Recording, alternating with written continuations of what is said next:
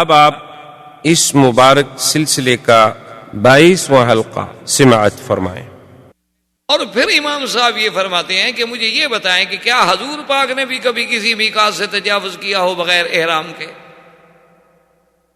ما سوائے فتح مکہ میں۔ فتح مکہ کے موقع پر بھی حضور نے فرمایا کہ اللہ نے مجھے چند گھنٹوں کے لیے چونکہ حرم میں جہاد کی قتال کی اجازت دی ہے، اس کے بعد بس ختم، پھر اس کی حرمت لوٹ آئی قیامت تک۔ بس صورت دیگر حضور صلی اللہ علیہ وسلم جب بھی تشریف لائے تو احرام سے تشریف۔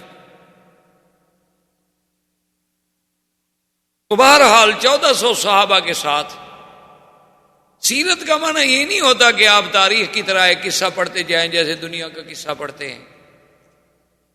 سیرت رسول کا معنی یہ ہوتا ہے کہ آپ کا ایک ایک زندگی کا لمحہ جو ہے وہ امت کے لیے روشن ہدایت ہے، آپ اس سے ہدایت پکڑیں، آپ اس سے سمجھیں کہ حضور نے سفر کیا تو سفر میں کیا طریقہ اختیار فرمایا، سرکار دو جہاں کی زوجہ مطہرہ میں تہمت لگی تو حضور کا کیا طریقہ تھا، کیا موقف تھا، کس طریقے سے آپ نے اس کو نبھایا، اور اس میں سیدہ عائشہ کا کیا موقف تھا کہ بے گناہ ہونے کے باوجود ان پہ کیا گزری اور انہوں نے کیا کیا۔ سیرت نبوی کا مقصد یہ ہوتا کہ ہم آپ کے احرام سے احرام سیکھیں، آپ کے سفر سے سفر سیکھیں، آپ کے غزوات سے غزوات سیکھیں، آپ کے طواف سے طواف سیکھیں، آپ کے اقوال مبارک سے روشنی حاصل کریں، آپ کے اعمال مبارک سے روشنی حاصل کریں۔ سیرت طیبہ کے بیان کرنے کا یا سننے کا مقصد یہ ہوتا۔ حضور صلی اللہ علیہ وسلم سرکار دو جہاں جب احرام باندھ کے چلے تو احتیاطاً آپ نے اسلحہ بھی ساتھ رکھا، لیکن اس اسلحے کو یہ نہیں کیا گیا کہ جیسے ہر فوجی کے پاس سلاح ہوتا ہے، فرمایا ایک دو اونٹوں پہ لاد لو، چونکہ مکے والے قریش کا بھروسہ تو ہے نہیں، اور اپنے ساتھ قربانی کے جانور بھی لے آئے۔ حضور صلی اللہ علیہ وسلم کے ساتھ تقریباً 70 بدنہ تھے، اور جب قربانی کا جانور لے آتے تھے تو اس کے لیے دو چیزیں ہوتی تھیں، ایک کو کہتے ہیں شعار اور ایک کو کہتے ہیں قلائدہ۔ قلائد کی جمع ہے۔ کیا معنی یہ ہوتا تھا کہ یا تو مثلا اونٹ ہے، اس کی سنام ہے یا اس کا سائیڈ ہے، اس کے چمڑے کو تھوڑا سا یوں کاٹ دیتے، یوں تھوڑا سا کاٹا، یوں کاٹ لگا دی، خون نکل آیا تو اسی جگہ اس کا خون لگا دیا۔ یہ علامت ہو گئی کہ بھی یہ جانور قربانی کے لیے ہے، اللہ کے حرم میں ذبح ہونا ہے، اس لیے اس کو پھر کوئی دوست دشمن کوئی بھی اس جانور کو نہیں چھیڑتا تھا، یہ تو اللہ کا ہے۔ یا قلادہ کا معنی یہ ہوتا تھا کہ بھی کوئی چمڑے کا ہار وار بنا کے رسیوں کے ساتھ اس کے گلے میں ڈال دیتے، علامت ہو جاتی تھی کہ بھی یہ جانور جو ہے یہ ہدی ہے اور یہ حرم میں ذبح ہونے کے لیے جا رہا ہے۔ اگر وہ جانور گم ہو جاتا، کسی دشمن قبیلے میں بھی چلا جاتا تو اس کے ساتھ کوئی تعرض نہیں کرتا۔ حضور صلی اللہ علیہ وسلم نے حکم دیا، جانوروں کو علامات لگا دی گئیں کہ بھئی یہ جانور جو ہیں ہدی کے ہیں، قربانی کے ہیں، اور ذبح ہونے حرم میں۔ حضور صلی اللہ علیہ وسلم نے سفر اپنا جاری رکھا۔ جو حضور صلی اللہ علیہ وسلم مکے کے قریب آتے گئے، کیونکہ اس سے پہلے آپ سیرت نبوی میں پڑھ چکے ہیں کہ جن لوگوں نے احزاب میں حضور کی مخالفت کی تھی، حضور نے ان کی تادیب کے لیے بڑے بڑے آپ نے بھیجے تھے غزوہ سرایا، بنو سلیم کے خلاف، بنو فزارہ کے خلاف، بنو ثقیف کے خلاف، ان سب کے خلاف جو ہے آپ نے بھیجا کہ ان کو تادیب کی جائے کہ ان لوگوں نے کیوں دھوکہ کیا ہمارے ساتھ۔ تو اب قریش کو پتا چلا کہ 1400 کا لشکر آ رہا ہے، انہوں نے کہا کہ حضور صلی اللہ علیہ وسلم اس کا مطلب ہے کہ پھر لڑائی کے لیے آ رہا۔ اب قریش بھی تیار ہو، انہوں نے کہا کہ بھی اگر یہ لڑائی ہے، 1400 آدمی لے کر تشریف لا رہے ہیں، تو صاف بات ہے کہ آپ کا مقصد جو ہے ہمارے ساتھ پھر جہاد ہے، اور تیار ہو جائیں۔ انہوں نے بھی اپنا لشکر جو تھا، اپنے جوان جو تھے تیار کر لیے، اور حرم مکہ کی حد سے نکل کر جو معروف تر راستے ہیں مدینہ منورہ کے، جیسے تنعیم سے آپ جاتے ہیں، جموم سے، عثفان سے، یہ معروف راستے پرانے دور کے یہی ہیں، تو حد حرم سے باہر آ گئے، چونکہ حرم میں تو قتال ہو نہیں سکتا۔ یہی وجہ ہے، ورنہ جب ہم طالب العلم کی حیثیت میں پڑھتے ہیں تو بڑی عجیب سی بات لگتی تھی کہ مدینہ منورہ کا راستہ تو یہ ہے اور حضور صلی اللہ علیہ وسلم چلے گئے شمیسی حدیبیہ جدے کے راستے میں، تو اتنی دور کا سفر اختیار کرنے کی ضرورت کیوں پیش آئی؟ حضور تو یوں آ رہے تھے نا مدینہ منورہ سے، تو آپ مسجد تنعیم آتے، نیچے جانے کی کیا ضرورت تھی؟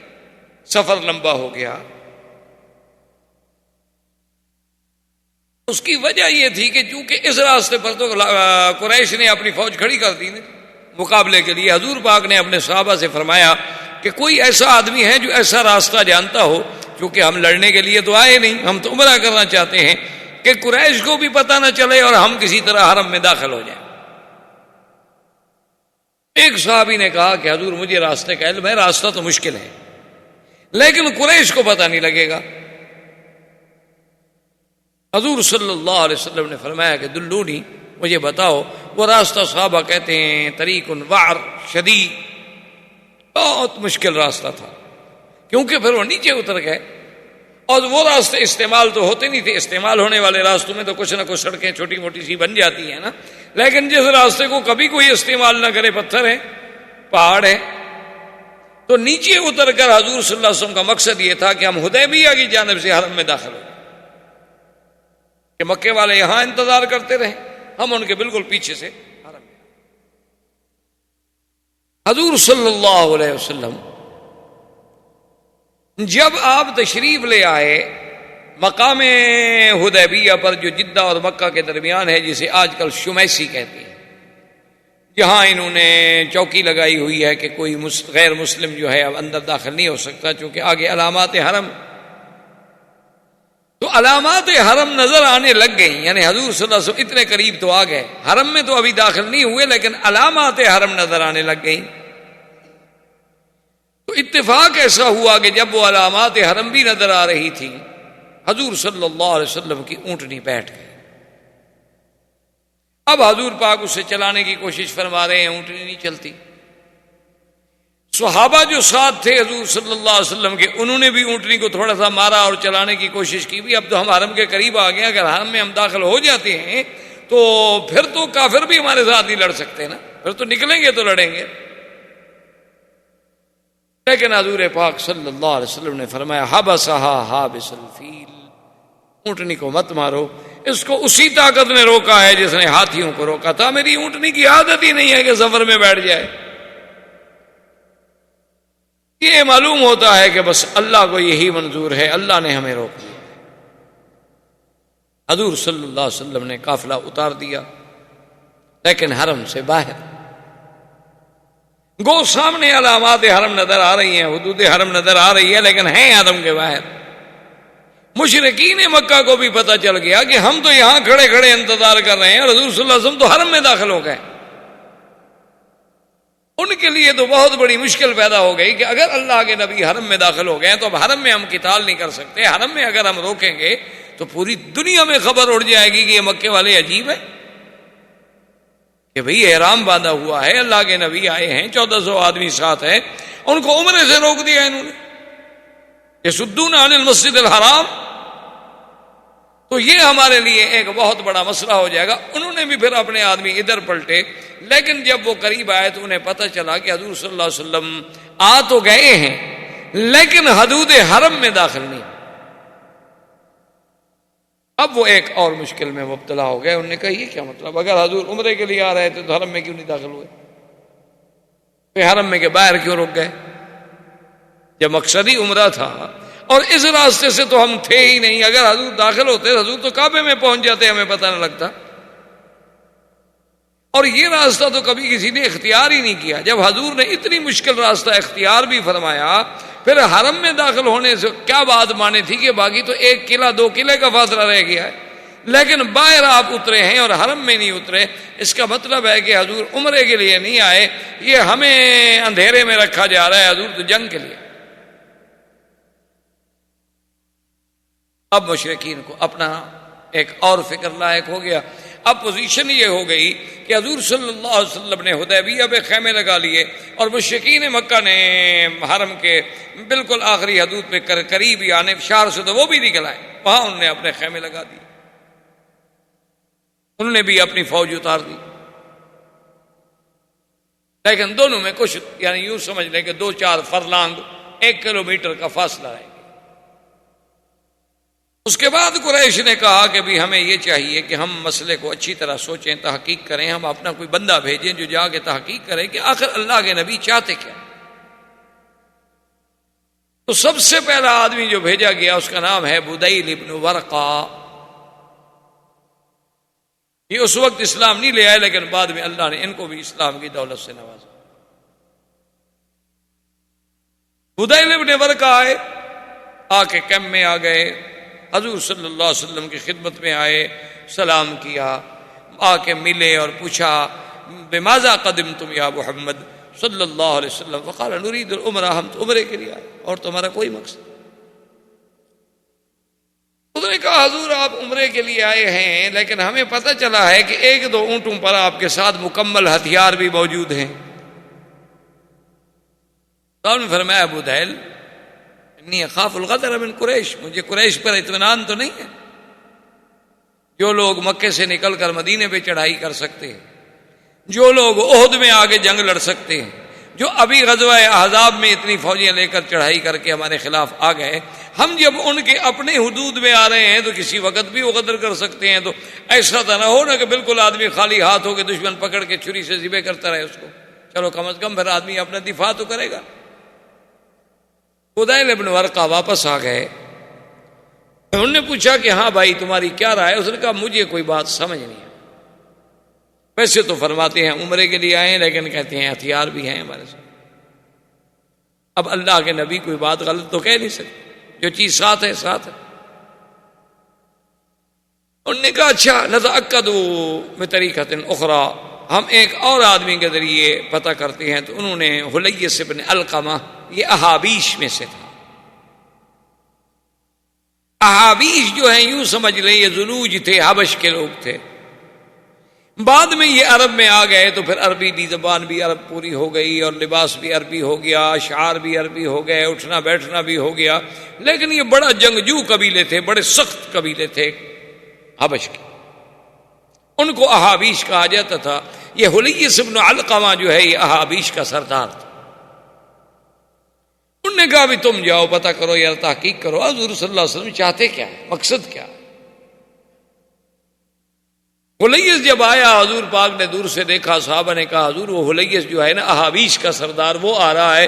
آپ نے فرمایا یہ لوگ جو ہے نا یہ حرم کے ہدی کی، قربانی کے جانوروں کی بڑی احترام کرتے ہیں، بڑی تعظیم کرتے ہیں، تو تم لوگ سب جو قربانی کے جانور لائے ہو نا ذرا سامنے کھڑے کر دو، اس کو نظر آئیں کہ بھئی ہم تو عمرے کے لیے آئے۔ وہ آئے ملے، حضور لما قدمتم، کیوں تشریف لائے؟ فرمایا عمرہ، ما اردنا الا العمرہ۔ اور آپ نے فرمایا کہ تمہیں یہ سارے ہدی کے جانور اور یہ چیزیں نظر نہیں آ رہی؟ اس نے کہا ہاں جی میں دیکھ تو رہا۔ وہ واپس آئے، واپس آنے کے بعد اس سے پوچھا کفار قریش نے کہ ہاں بتلاؤ بھائی تمہارا دل دماغ کیا کہتا ہے؟ اس نے کہا بھی بات یہ ہے کہ بھائی وہ عمرہ ہی چاہتے ہیں، میری تحقیق یہ ہے کہ اللہ کے نبی جنگ کے لیے نہیں آئے، لڑائی کے لیے نہیں آئے، احرام باندھا ہوا ہے، قربانی کے جانور ساتھ ہیں، شعار ہے، ان کے گلوں میں قلائد ہیں، یہ اس طرح لڑنے کے لیے آدمی آتا ہے۔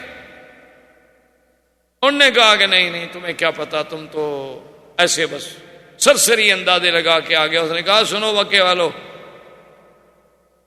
میری تحقیق میں اللہ کے نبی عمرے کے لیے آئے ہیں، واللہ لو منعتم لأنفرن علیکم الأحابیش، مجھے خدا کی قسم ہے اگر تم نے محمد مدنی کا راستہ روکا تو میرا قبیلہ جو ہے لڑے گا تمہارے ساتھ۔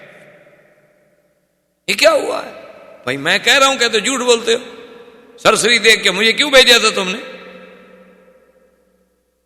انہوں نے کہا اچھا بھی ٹھنڈے ہو جاؤ یار، ناراض تو نہ ہو، ہم تو اپنی ایک بات کر رہے ہیں نا، ذرا تسلی ہو جائے، پکی بات ہو جائے، ہم اسی لیے تو تحقیق کر رہے ہیں۔ دیکھو ہم لڑنا چاہتے تو ہم بھی تو جا کے لڑ پڑتے نا، تم اتنا ناراض کیوں؟ اس نے کہا ناراضگی کی کیا بات ہے، میں اپنے آنکھوں سے ایک چیز دیکھ کے آیا ہوں اور تم مجھے کہتے ہو کہ نہیں۔ انہوں نے کہا ٹھہرو، ناراض نہ ہوں، ہم کننا نتأکد مرۃ اخری، ہم چاہتے ہیں کہ ہم پھر بھی کوئی فیصلہ کریں، سوچ سمجھ کر پوری تحقیق ہو جائے کہ واقعی اللہ کے نبی کیا چاہتے ہیں۔ اس کے بعد انہوں نے عروۃ ابن مسعود الثقفی، یہ بہت بڑا سردار تھا، بہت بڑا آدمی تھا، بنو ثقیف کا سردار تھا، اور بنو ثقیف جو ہے یہ طائف کا بہت بڑا جنگجو قبیلہ تھا، اور یہ عروۃ ابن مسعود الثقفی ان لوگوں میں ہے جس کے بارے میں کافر کہتے تھے کہ اللہ نے اگر قرآن اتارنا تھا تو عروہ پہ کیوں نہیں اتارا، اللہ نے قرآن اتارنا تھا تو ولید ابن المغیرہ پہ کیوں نہیں اتارا، جو بڑے لوگ ہیں، جن کے قبائل ہیں، جن کے پاس طاقت ہے، دولت ہے، محمد رسول اللہ صلی اللہ علیہ وسلم پہ کیوں اتارا، آپ تو یتیم ہیں، آپ تو غریب ہیں۔ اس کو قرآن نے کہا کہ لولا نزل هذا القرآن على رجل من القريتين عظیم، تو یعنی یہ وہ بڑا آدمی ہے کہ ان دو میں سے یہ ایک تھا۔ اس کے پاس گئے قریش، انہوں نے کہا کہ بھائی تم مہربانی کرو، تم سردار ہو، تمہارا ایک مقام ہے،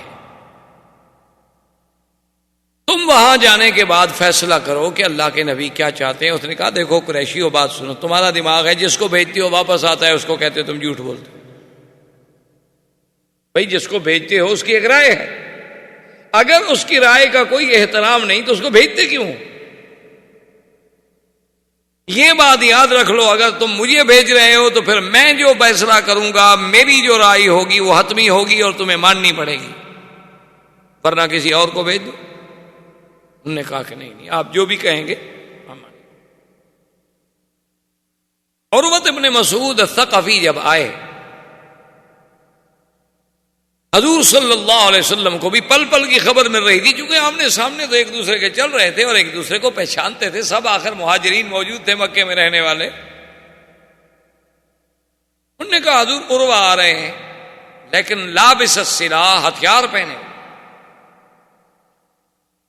اگر ایک آدمی قاصد بن کے آ رہا ہے تو اس کو ہتھیار اٹھانے کی کیا ضرورت ہے؟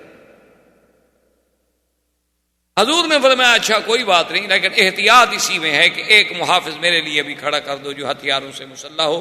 تو مغیرۃ بن شعبہ ثقفی، یہ بھی ثقفی، اور خدا کی شان دیکھیں یہ عروہ کے بھائی کے بیٹے تھے، یہ مسلمان تھے۔ اب وہ احرام میں ہیں بیچارے، لیکن پھر بھی اللہ کے رسول نے جب حکم دے دیا تو ہتھیار لگائے اور اپنے چہرے کو چھپا کے تلوار لے کر حضور کے پیچھے کھڑے۔ عروۃ ابن مسعود الثقفی چونکہ بڑا سردار تھا اور بڑا آدمی تھا، اس نے کہا کہ اب یہ تو ظاہر ہے کہ بھئی ان کے پاس جانور بھی موجود ہیں، ہتھیار بھی موجود ہیں، فیصلہ تو ہو نہیں سکتا، ہم ان کی بات تو مانتے نہیں۔ اب اس کا حل یہ ہے کہ میں ان کے ساتھ بیٹھ کے کوئی ایسی بات کرتا ہوں جو چڑانے والی بات ہو، لڑانے والی بات۔ اگر تو ان کا خون کھولتا ہے، جوش میں آتے ہیں، تو پھر یہ لڑنے آئے،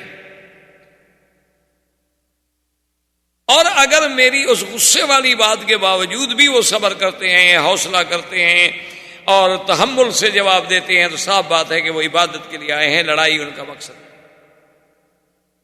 وہ آیا حضور سے ملا اور کہا کیسے آئے؟ حضور نے فرمایا عمرے کے لیے۔ اس نے کہا حضور عمرے کے لیے جو آتا ہے تو پھر ہتھیار لے کے تو نہیں آتا،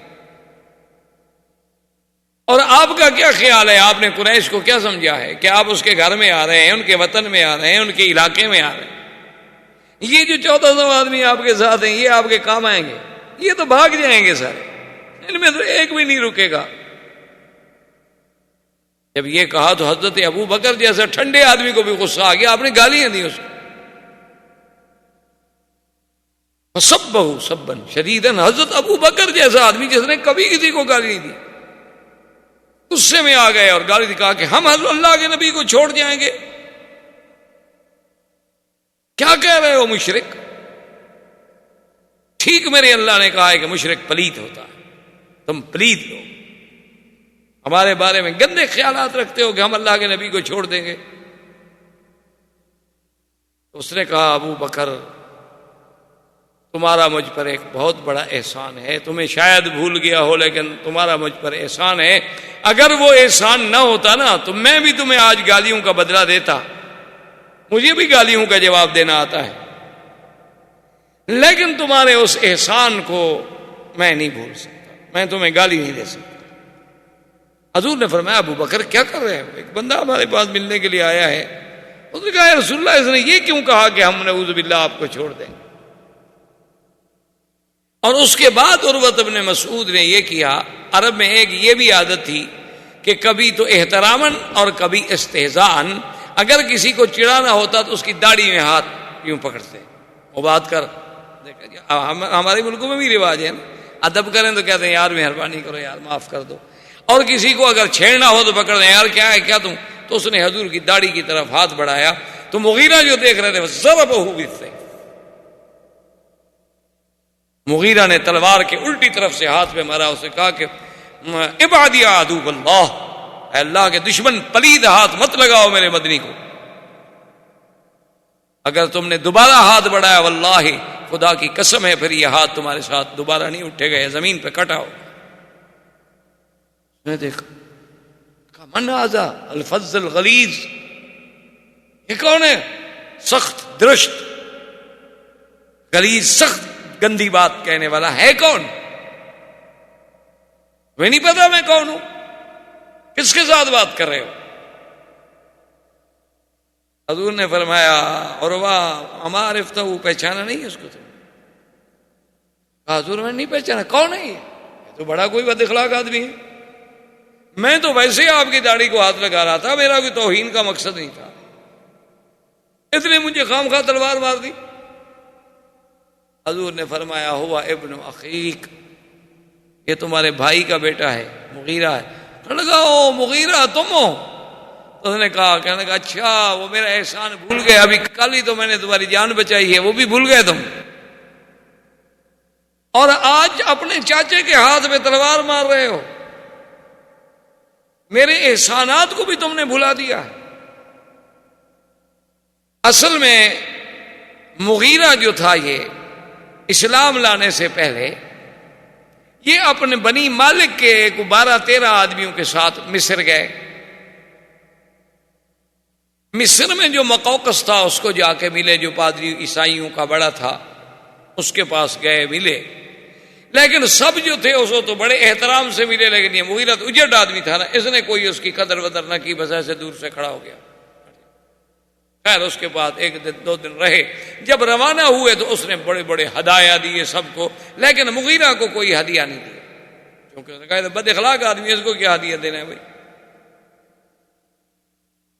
اب جب یہ واپس آ گئے تو مغیرہ کہے عجیب بات ہے کہ جب سب واپس جائیں گے تو کہیں گے بنی مالک والوں کو تو مقوقس نے ہدیہ دیا اور مغیرہ کو کچھ نہیں دیا، تو اس سے تو میری قبیلے میں بڑی بدنامی ہوگی، یہ عجیب بات ہے کہ سارے لوگ تو مصر سے ہدایہ لے کے جائیں اور میں مصر سے خالی جاؤں۔ یہ رات کو سو رہے تھے، تلوار اٹھائی، 13 کے 13 قتل کر دی اور سب کا سامان لے کے بھاگ گیا، 13 آدمی مار دیے بنی مالک۔ اور وہ ہدیہ تو ہدیہ، ان کے جو اور سامان تھے تجارت کے جو انہوں نے خریدا ہوا تھا، سارا سامان بھی اکٹھا کر کے لے گیا، ان کے اونٹ بھی بھگا گیا۔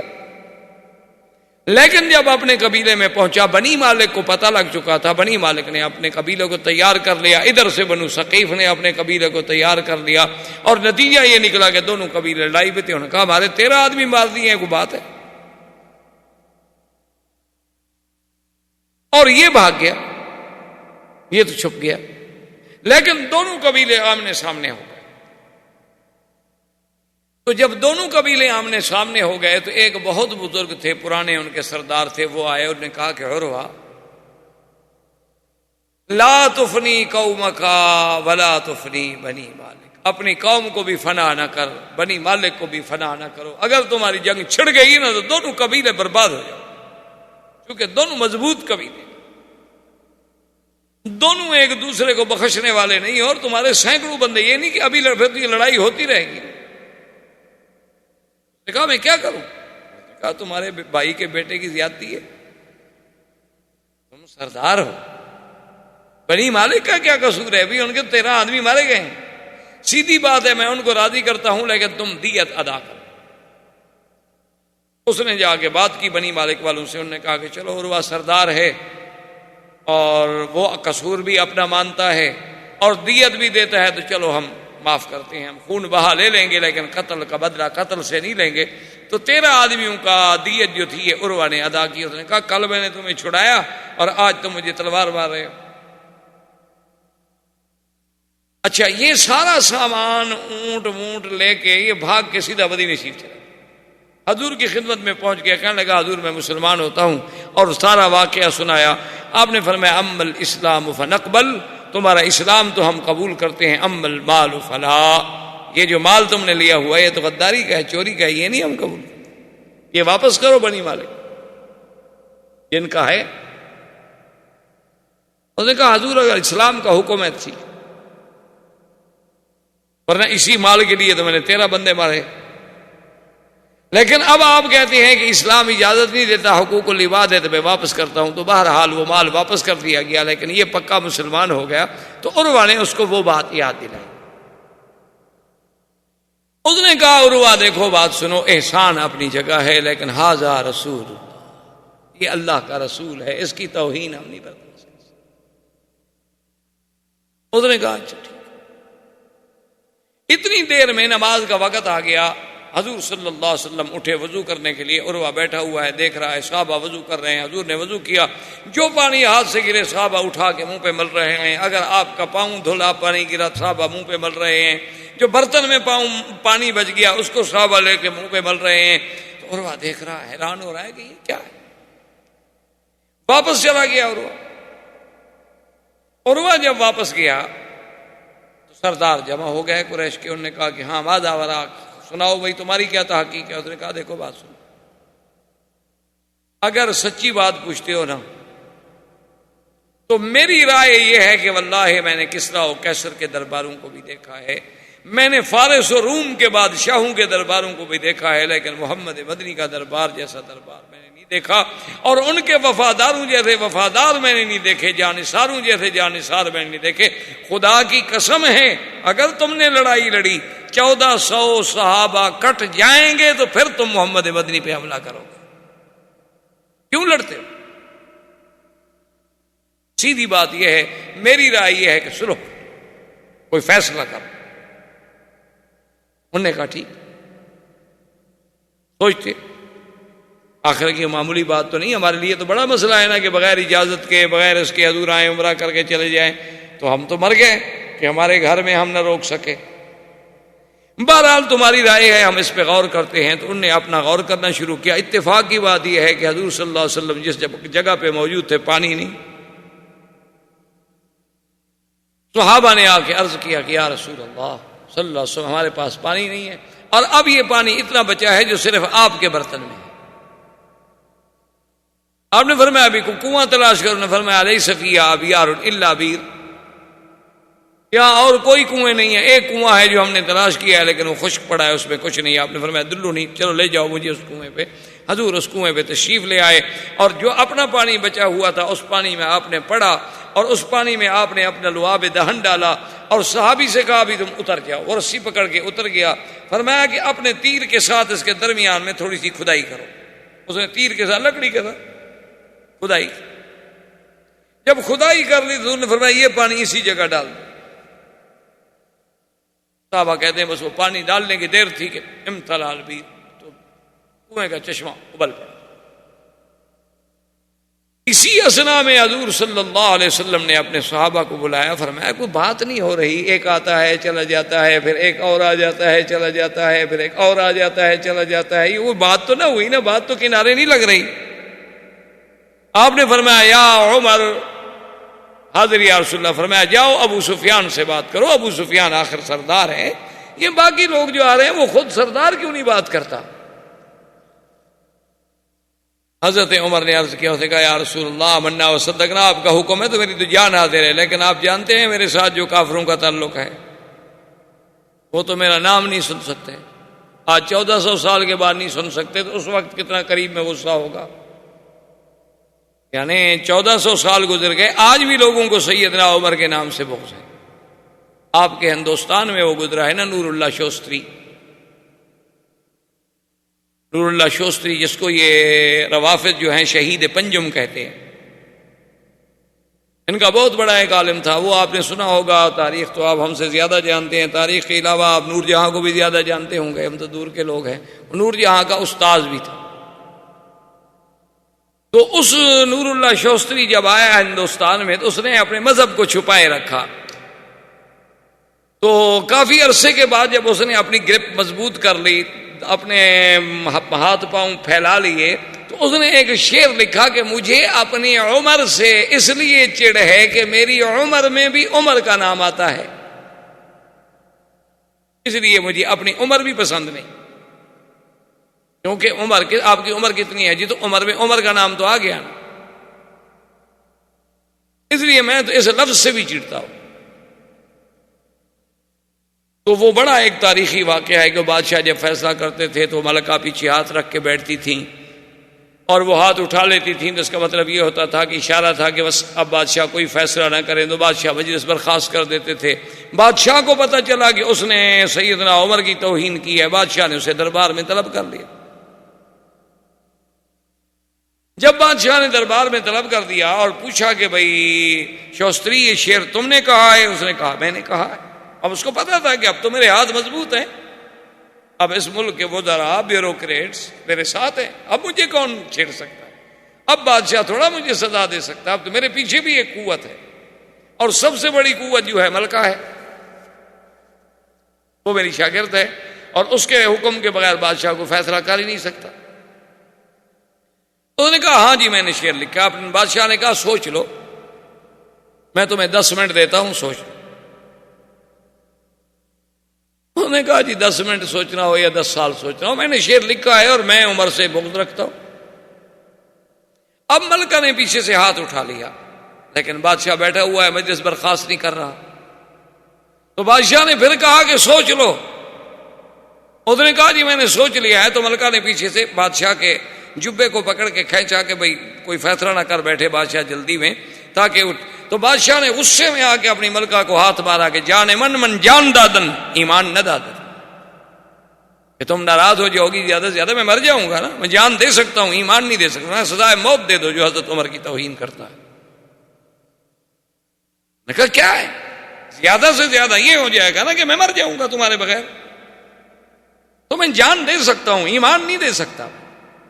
نبی کا صحابی ہو، خلیفہ راشد ہو، اور کوئی اسے گالی دے میرے ملک میں، یہ کیسے ہو سکتا؟ تو بہرحال کہنے کا مقصد یہ تھا کہ حضرت عمر رضی اللہ تعالیٰ عنہ نے عرض کیا، انہوں نے کہا یا رسول اللہ اگر آپ مجھے بھیجیں گے نا تو جو تھوڑی بہت امید ہے نا صلح کی یہ بھی گئی، مجھے تو دیکھ کے ان کو آگ لگ جائے گی حضور۔ ان کو پتہ نہیں میں نے بدر میں کیا کہا تھا، اڑاؤ گردنیں ان کی، وہ ابھی موجود نہیں ہے وہاں۔ حضور نے فرمایا عمر پھر رائے، تو اس نے کہا حضور ایک بندہ ہے اس سے بات بن سکتی ہے، حضرت عثمان کو بھیجے۔ حضرت عثمان سخی آدمی ہے اور رحم دل آدمی ہے، اس کا کوئی مکے میں گھر نہیں جس پہ احسان نہ ہو، اور پھر آج کل سردار ابو سفیان ہے، ابو سفیان بنی امیہ سے ہے، اور حضرت عثمان بھی بنی امیہ سے ہیں، ان کی بات میں وزن ہو سکتا ہے اور وہ کسی کی بات نہیں سنیں۔ حضور صلی اللہ علیہ وسلم نے فرمایا ٹھیک ہے عثمان جاؤ۔ اس نے کہا حاضر۔ حضرت عثمان تیار ہو گئے جانے کے لیے۔ حضرت عثمان رضی اللہ تعالی عنہ جب تشریف لے گئے، ابو سفیان نے استقبال کیا، ملا، بٹھایا۔ اس نے کہا کہ دیکھو عثمان تمہارے ہم پر احسان ہے، پھر تم ہمارے قبیلے کے آدمی ہو، کون گھر ہے مکے کا جس پہ عثمان تیرا ہاتھ نہیں، لیکن تمہارے لیے تو کعبہ ہے کھلا ہوا، تم جب چاہو عمرہ کرو، لیکن اللہ کے نبی کو ہم نہیں کرنا، یہ ہمارے لیے موت ہے۔ اس نے کہا کہ پھر جب نبی کو نہیں کرنے دیتے ہو میں بھی نہیں کرتا، میں کیسے عمرہ کروں؟ میرا آقا وہاں بیٹھے رہے اور میں عمرہ کر لوں۔ اس نے کہا اچھا ایسا کرو تم ایک دن مکے میں ٹھہرو، ہم پھر مشورہ کرتے ہیں، میٹنگ کرتے ہیں، چونکہ ہمارے جوان بھی تو جوش میں آئے ہوئے ہیں نا کہ بھئی اللہ کے نبی آئیں عمرہ کر کے چلے جائیں اور ہم کچھ نہ کر سکیں، یا تو ہمیں پہلے اذن بھیجتے، اطلاع بھیجتے، ہم عمرے کے لیے آنا چاہتے ہیں، ہم کہہ دیتے آ جاؤ، ہمیں سوچ رہے۔ اور حضور کو یہ خبر دے دی گئی کہ قد قتل عثمان، حضرت عثمان شہید۔ حضور نے فرمایا بایعونی علی اللہ تفروا، صحابہ جلدی کرو میرے ہاتھ پہ بیعت کرو کہ اب کوئی میدان سے نہیں نکلے، اب میدان چھوڑ کے پیچھے نہیں جائیں گے، اب ہم عثمان کا بدلہ لیں گے، بس جو اللہ کو منظور ہے ہو۔ تو درخت کے نیچے حضور بیٹھے ہیں اور صحابہ آ کے بیعت کر رہے ہیں۔ یہ وہی منظر ہے جس کو قرآن کہتا ہے ید اللہ فوق ایدیہم، کہ محمد مصطفیٰ جب آپ بیعت کر رہے تھے، ایک صحابی کا ہاتھ ہے اور ایک آپ کا ہاتھ ہے اور اس پر اللہ کا ہاتھ، یہ وہ منظر تھا۔ اور حضور پاک نے آخر میں فرمایا، آپ نے فرمایا میرے صحابہ، میرا دل کرتا ہے کہ عثمان زندہ ہے، اور یہ عجیب منظر ہے بیعت کا، یہ وفا کا تجدید عہد وفا کا دن ہے، میں نہیں چاہتا کہ میرا عثمان پیچھے رہ جائے، تو تم گواہ ہو جاؤ، ھذہ یدی وھذا ید عثمان، یہ میرا ہاتھ ہے اور یہ میرے عثمان کا ہاتھ ہے، انا ابایع عن عثمان، میں عثمان کی طرف سے بیعت کرتا ہوں وفا کی۔ سب صحابہ اللہ اکبر کہہ کے حیران رہ گئے اور کہنے لگے واللہ ایسر النبی خیر من ایماننا، خدا کی قسم حضور کا جو بایاں ہاتھ ہے نا وہ ہم سب کے دائیں سے بھی کروڑ درجے بہتر ہے۔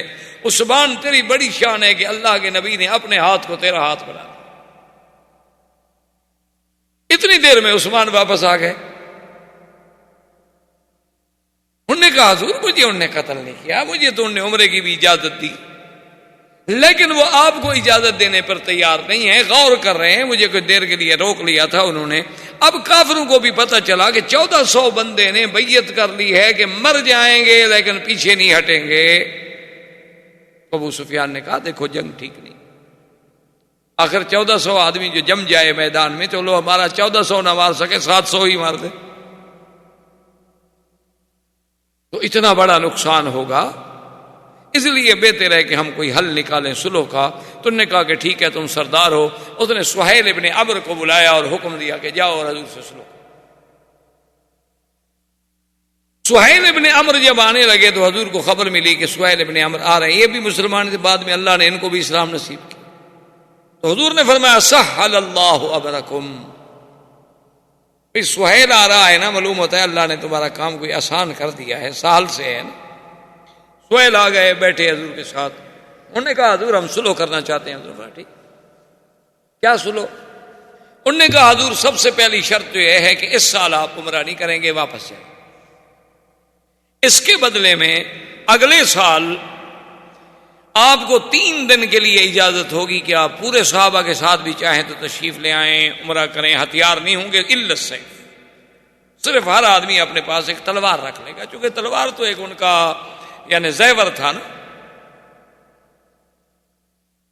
عرب میں تلوار کے بغیر آدمی تو سمجھا جاتا تھا کہ آدمی نامکمل ہے۔ انہوں نے کہا تلوار ہوگی لیکن وہ بھی غماد میں یعنی اپنے اپنے کیسوں میں ڈالی ہوئی ہوگی، کھلی نہیں۔ ٹھیک ہے، دوسری شرط کیا ہے؟ اس نے کہا حضور دوسری شرط یہ ہے کہ 10 سال کے لیے ہم آپس میں نہیں لڑیں گے، 10 سال کے لیے آپ کی ہماری صلح، نہ آپ ہم پہ حملہ کریں گے نہ ہم آپ پہ حملہ، نہ آپ ہمارے دشمنوں کی مدد کریں گے نہ ہم آپ کے دشمنوں کی مدد کریں گے۔ تو تیسری شرط اس نے کہا حضور یہ ہے کہ جتنے قبائل ہیں جو آپ کا حلیف بننا چاہے اس کی مرضی، جو ہمارا حلیف بننا چاہے اس کی مرضی، یعنی جو ہمارے ساتھ ملے اس کی مرضی، جو آپ کے ساتھ ملے اس کی مرضی، اور جو ہمارے ساتھ ہوگا وہ گویا کہ ہم ہوں گے، جو آپ کے ساتھ ہوگا وہ آپ۔ انہوں نے فرمایا اس کے علاوہ اور کیا شرط؟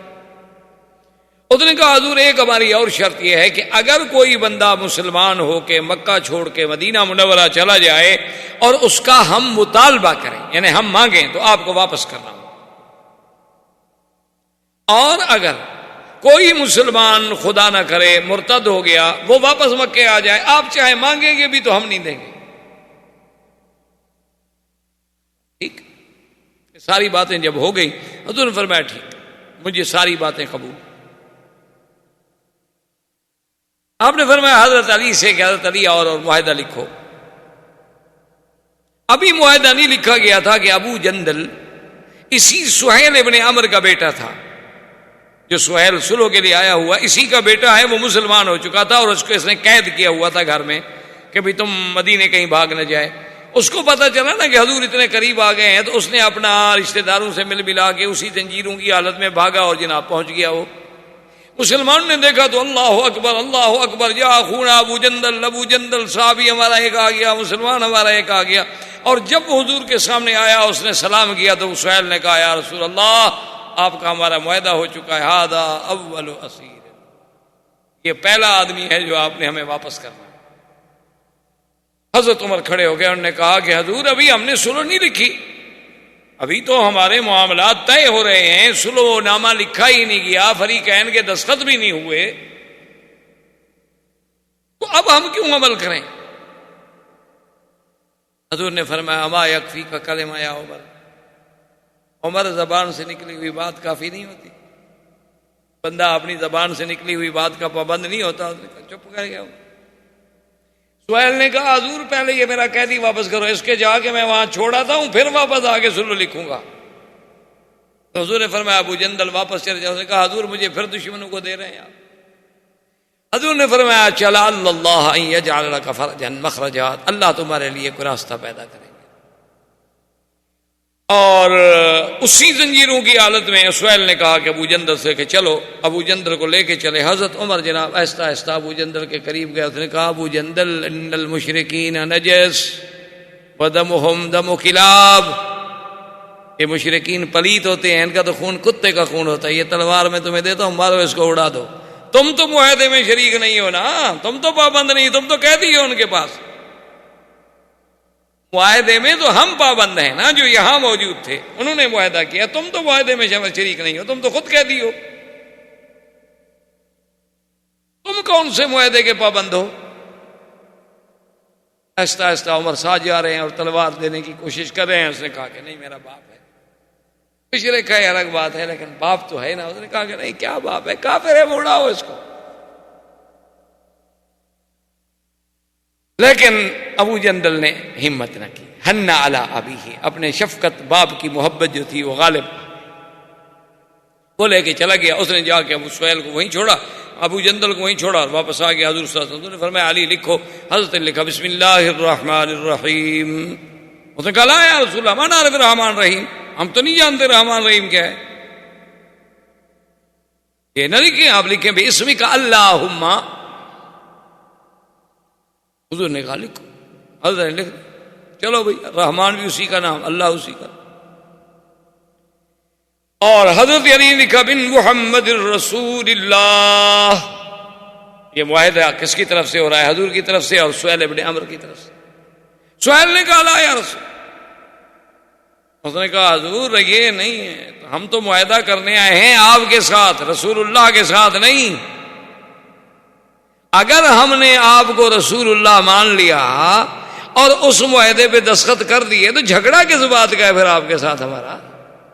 یعنی میرے خیال میں آپ کا بارٹ لا بھی اتنی اچھی کراس کنڈیشن نہیں کر سکتا. اتنے سمجھدار تھے وہ قریش اس دور میں. انہوں نے کہا جی جب معاہدے کے اوپر لکھا ہو بن محمد رسول اللہ اور نیچے ہم دستخط کر دیں تو ہم نے تو آپ کو رسول اللہ مان لیا. ہم تو نہیں مانتے, آپ لکھیں من محمد ابن عبداللہ, ہم تو محمد ابن عبداللہ سے معاہدہ کر رہے ہیں. حضور نے کہا علی کاٹ دو اور لکھو بن محمد. اس نے کہا حضور لا میں نہیں کاٹ سکتا, آپ کا نام لکھ کے کاٹ دوں, رسول اللہ کا لفظ لکھ کے کاٹ دوں. حضور نے فرمایا ام ہو یا علی, قال واللہ لا ام ہو یا رسول اللہ, خدا کی قسم ہے میں نہیں کاٹ سکتا. حضور نے فرمایا ادھر لاؤ, لے آؤ کاغذ. لے حضور نے اپنے ہاتھ سے لکھا. کہا لکھو محمد بن عبداللہ. میں محمد بن عبداللہ نہیں ہوں. جب معاہدہ لکھ لیا گیا, معاہدہ طے ہو گیا, حضور صلی اللہ علیہ وسلم نے ارادہ ختم فرما دیا, حکم دیا بھی حلال ہو جاؤ, جانور ذبح کر دو, سر مڈالو. صحابہ چپ کر کے بیٹھے ہوئے ہیں. حضور غصے میں آئے, بی بی ام سلمہ کے خیمے میں تشریف لائے اپنی بیوی کے. کہا کہ کیا بات ہے, میں حکم دیتا ہوں کہ اٹھو سر مڈاؤ, جانور ذبح کرو, اور صحابہ چپ کر کے بیٹھے ہوئے ہیں. میں نے دوبارہ اس لیے حکم نہیں دیا کہیں میری نافرمانی کریں اور اللہ کا غضب نہ آ جائے. بی بی ام سلمہ نے کہا حضور یہ ہو سکتا ہے کہ آپ کے جان نثار آپ کی تعمیل نہ کرے, وہ انتظار میں بیٹھے ہیں کہ پتہ نہیں کوئی وحی آ جائے کہ بھی چلو عمرہ کرو. آپ سب سے پہلے اپنا جانور ذبح کریں, اپنے سر پہ اس طرح پھروائیں, دیکھیں صحابہ کیا کرتے ہیں. حضور پاک نے اپنے سر پہ اس طرح پھروایا, اپنے جانور کو ذبح کیا. صحابہ دوڑ پڑے, انہوں نے کہا جی بات ختم, بات ختم. اب تو امید ختم ہوگی, جب حضور نے احرام کھول دیا تو اب ہم کون. سب نے احرام کھول دیا اور چل پڑے. اسی راستے میں یہ آیت نازل ہوئی انا فتحنا لک فتحا مبینا. یہ آیت مبارک نازل ہوئی. حضور نے حضرت عمر کو بلایا, فرمایا ایک ایسی آیت اتری ہے کہ آسمان و زمین کے خزانے مجھے مل جائیں خوشی نہ ہوگی. تو انہوں نے کہا حضور اچھا مکہ بھی فتح ہوگا کہ نہیں؟ حضور نے کہا نہیں, مکہ بھی فتح ہوگا. یہ صلح حدیبیہ کو فتح قرار دیا گیا. وجہ کیا تھی کہ کل تو قریش کہتے تھے نا ساحر ہے, جادوگر ہے, نعوذ باللہ پرانی باتیں کہنے والا ہے. آج انہوں نے فریق مان کے بیٹھے صلح کرنے کے لیے. اس سے بڑی فتح ہے کہ دشمن آپ کی قوت کو تسلیم کر لے. اللہ کے نبی نے فرمایا انا فتحنا لک فتحا مبینا. زندگی باقی انشاءاللہ تو بات باقی. وما علینا الا البلاغ. برادران اسلام, واجب الاحترام بزرگوں, دوستوں, عزیز نوجوانوں, سرکار دو جہاں حبیب کبریا سیدنا محمد مصطفیٰ صلی اللہ علیہ وسلم کی سیرت طیبہ کے بارے میں جو سلسلہ درس اللہ کی رحمت سے شروع ہے, تو سرکار دو جہاں صلی اللہ علیہ وسلم کی ولادت طیبہ سے لے کر تقریباً حدیبیہ کے مسئلے تک ہم سابقہ دروس میں پہنچے کہ سرکار دو جہاں صلی اللہ علیہ وسلم عمرے کے لیے تشریف لے آئے, لیکن کافروں نے آپ کو روک دیا. اس کے بعد مختلف واقعات اور حوادثات پیش آتے رہے, لیکن بات یہاں تک پہنچی کہ کفار مکہ کی طرف سے سہیل ابن عمرو حضور صلی اللہ علیہ وسلم کے ساتھ شرائط صلح طے کرنے کے لیے آ گیا. شرائط صلح جو طے کی گئیں ان میں سب سے پہلی شرط تو یہ تھی کہ اس دفعہ حضور صلی اللہ علیہ وسلم ماں اپنے صحابہ کے واپس مدینہ شریف تشریف لے جائیں گے اور عمرہ نہیں کریں گے, مکہ میں داخل نہیں. لیکن اس کے بدلے میں اگلے سال قریش مکہ جو ہیں وہ حضور صلی اللہ علیہ وسلم کو 3 دن کے لیے اجازت دیں گے کہ وہ 3 دن تشریف لائیں, مکے میں عمرہ کریں, اور عمرے کے فارغ ہونے کے بعد واپس مدینہ منورہ تشریف لے جائیں. لیکن ان کے ساتھ سلاح ہتھیار نہیں ہوں گے الا السیف, صرف تلوار. اور اس کے بعد جو دوسری شرط تھی وہ یہ تھی کہ اگر مکے سے کوئی مسلمان ہجرت کر کے موقع پا کر مدینہ منورہ بھاگ جاتا ہے اور قریش مکہ اس بندے کو واپس لینا چاہتے ہیں, نہ چاہتے ہوں تو چھوڑ دو, اگر وہ چاہتے ہیں اور وہ مطالبہ کریں گے تو حضور صلی اللہ علیہ وسلم اس کو واپس کریں. اور اس کے بالعکس اگر کوئی مسلمان خدا نہ کرے مرتد ہو کر اسلام سے نکل کر مدینہ منورہ چھوڑ کر بھاگ جائے اور مکے میں آ جائے قریش کے پاس, تو قریش واپس نہیں کریں گے. اور اس کے بعد جو شرط تھی وہ یہ تھا کہ یہ معاہدہ جو ہے, یہ معاہدہ صلح جو ہے حضور صلی اللہ علیہ وسلم کے درمیان اور قریش کے درمیان, اس کی مدت 10 سال. 10 سال میں دونوں فریق امن سے رہیں گے, ایک دوسرے کے خلاف لڑائی نہیں ہوگی, چڑھائی نہیں ہوگی, جنگ نہیں ہوگی, کسی قسم کا آپس میں انتشار نہیں ہوگا. اور اسی طرح اس معاہدہ صلح میں ایک شرط یہ تھی کہ اب ہماری اور قریش کی جب صلح ہو جائے اس کے بعد جو باقی قبائل ہیں مکے کے, مدینہ منورہ کے, مکہ کے ارد گرد رہنے والے, مدینہ منورہ کے ارد گرد رہنے والے, مکہ اور مدینہ منورہ کے درمیان میں رہنے والے, تو ان قبیلے جو ہیں وہ آزاد ہیں. ان کی مرضی ہے, وہ چاہے تو قریش کے حلیف بن جائیں اور چاہے تو محمد مصطفیٰ صلی اللہ علیہ وسلم کے حلیف بن جائیں, سب کو آزادی. اور جو حلیف کسی کا بنے گا اس پر اگر کوئی چڑھائی کرے گا تو وہ حلیف اپنا تحفظ کے لیے وہ اس کا آپ کو ساتھ دینا ہوگا. اور اس حلیف کے خلاف بھی اگر کوئی مثلا ایک قبیلہ حلیف بن گیا قریش کا, اگر مسلمان اس کے خلاف زیادتی کرے تو وہ قریش کے خلاف سمجھی جائے گی, معاہدے کی خلاف ورزی ہو. ساری شرطیں حضور صلی اللہ علیہ وسلم نے قبول فرما لی، اور صحابہ حیران ہیں کہ بھی ایسی شرطیں قبول کی جا رہی ہیں، اس میں تو ہماری بہت بڑی کمزوری ہے۔ لیکن حضور صلی اللہ علیہ وسلم تو اس واقعے سے بات سمجھ گئے تھے کہ جب آپ کی اونٹنی کو روک دیا گیا تو حضور تو سمجھ گئے بھی اللہ نے روک دیا ہے، بس اب اسی میں اللہ کی حکمت ہے، اور اللہ کے نبی کا ہر فیصلہ جو ہے وہ حکم خداوندی کے تابع ہوتا ہے۔ لیکن صحابہ بڑے حیران ہیں۔ بہرحال حضور صلی اللہ علیہ وسلم نے جب شرائط قبول کر لی ہے تو آپ نے حکم دیا سیدنا علی رضی اللہ تعالیٰ عنہ کو، چونکہ وہ کاتب الوحی تھے، حضور صلی اللہ علیہ وسلم کے کاتب تھے، کہ بھی معاہدہ لکھا جائے۔ انہوں نے آگے شروع کیا بسم اللہ الرحمن الرحیم، چونکہ یہ اسلام کا اصول ہے کہ جب بھی آپ کوئی خط ہے، معاہدہ ہے، تحریر ہے، تو اس کی ابتدا جو ہے وہ بسم اللہ الرحمن الرحیم سے کی جائے۔ تو سیدنا علی رضی اللہ تعالی عنہ نے جب لکھا بسم اللہ الرحمن الرحیم، سہیل ابن عمرو جو تھے وہ فوراً بول پڑے۔ انہوں نے کہا کہ یا محمد صلی اللہ علیہ وسلم، ہم رحمان اور رحیم نہیں جانتے۔ ان کو اللہ کی صفتوں کا پتہ ہی نہیں تھا کہ صفات کیا ہوتی۔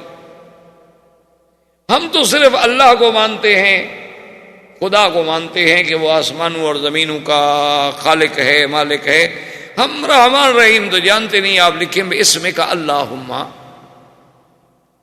حضور نے حکم دیا، حضرت علی رضی اللہ تعالی نے پہلے انکار کیا لیکن مان گئے کہ چلو الرحمن اور الرحیم بھی اللہ کی صفات ہیں، اور اللہم بھی یا اللہ۔ اس کے بعد انہوں نے لکھا کہ ھذا ما قاضى علیہ محمد الرسول اللہ،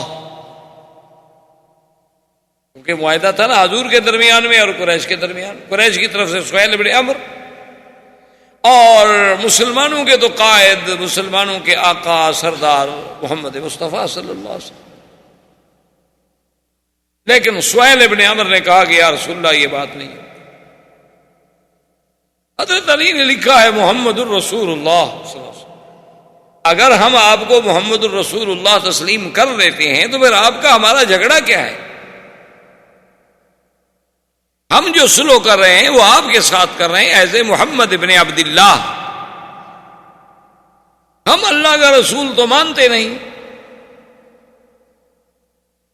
حضور نے فرمایا کہ علی ہم ہو، میٹ دو، کاٹ دو، لکھ دو محمد ابن عبداللہ۔ حضرت نے کہا یا رسول اللہ میں تو نہیں کاٹ سکتا۔ لا ام ہو یا رسول اللہ، میں نہیں کاٹتا۔ حضور نے فرمایا ام ہو یا علی، کاٹ دو۔ حضرت علی نے کہا واللہ لا ام ہو یا رسول اللہ، مجھے تو اللہ کی قسم ہے میں نہیں کاٹوں گا۔ میں رسول اللہ کے نام پر کیسے لکیر کھینچ دوں؟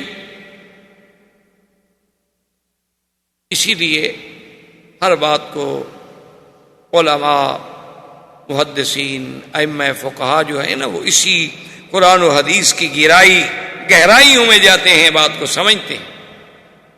اب بظاہر تو حضرت علی انکار کر رہے ہیں، اللہ کے نبی کا انکار کرنا جو ہے نعوذ باللہ تو کسی مسلمان سے متوقع بھی نہیں ہو سکتا۔ لیکن انکار کے پس پردہ کیا چیز ہے یہ دیکھنا ہوتا۔ اب ایک آدمی تو ظاہر یہی سمجھ لے گا کہ حضور کی حدیث کا انکار نہیں، یہ تو بالکل حضور کے فرمان کا انکار کر رہے ہیں اور سامنے بیٹھ کے کر رہے ہیں۔ اس لیے ہمیشہ قاعدہ یہ ہوتا ہے کہ بعض سطحی نظر رکھنے والے لوگ ہوتے ہیں نا، جی ایک حدیث پڑھ لی، کسی دوسرے کو عمل کرتے دیکھا، کہا جی یہ حدیث کا مخالف ہے، حدیث میں یوں آیا ہے اور یہ یوں عمل کر رہا ہے۔ حالانکہ اس بیچاروں کو پتہ نہیں ہوتا کہ احادیث کے مفہوم کیا ہیں، اور پھر اس موضوع پہ صرف ایک حدیث ہے یا اور بھی حدیثیں موجود ہیں۔ اب یہاں انکار جو ہے وہ تو ہے کہ حضرت علی کا جذبہ ایمان ہے کہ میں رسول اللہ کا لفظ کیسے کاٹ دوں، حالانکہ انکار ہے، لیکن اس انکار میں جو پیار ہے، جو محبت ہے، جو ایمان ہے، جو جذبہ ہے۔ جیسے بعض روافض جو ہیں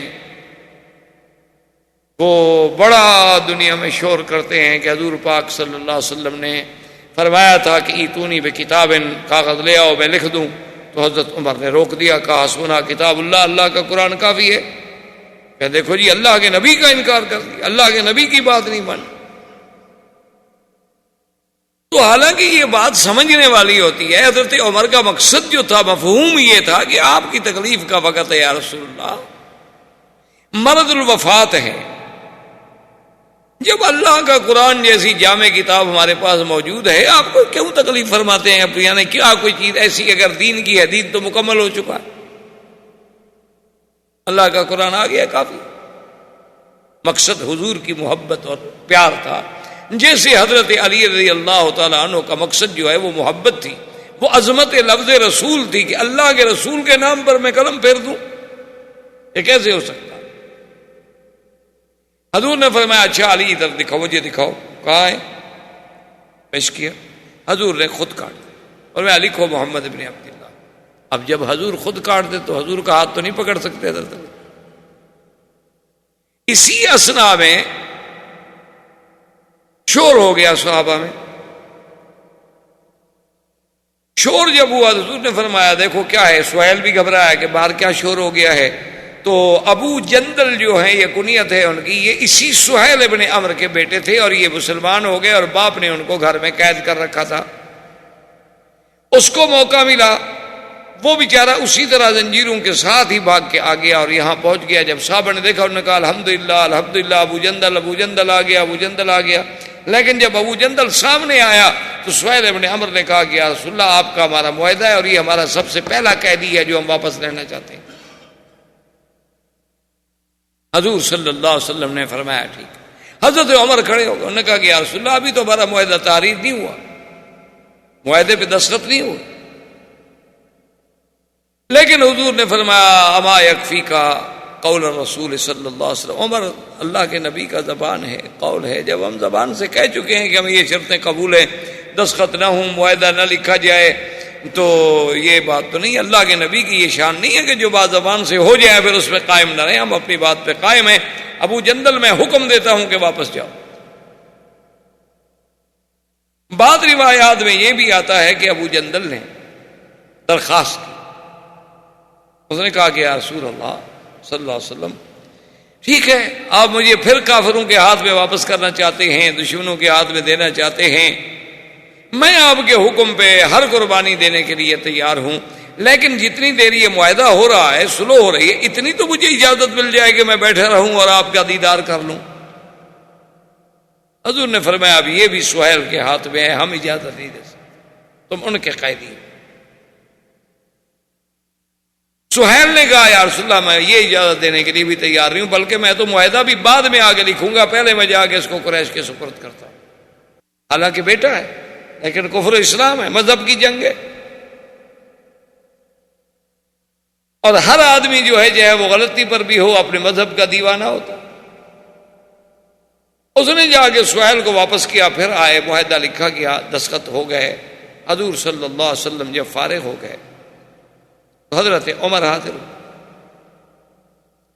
انہوں نے کہا یا رسول اللہ آپ نے تو فرمایا تھا، آپ نے فرمایا کہ میں نے خواب دیکھا ہے، ہم مکہ میں جائیں گے، ہم عمرہ کریں گے، ہم طواف کریں گے، ہم بال کٹائیں گے یا بال کتروائیں گے، امن ہوگا، خوف نہیں ہوگا.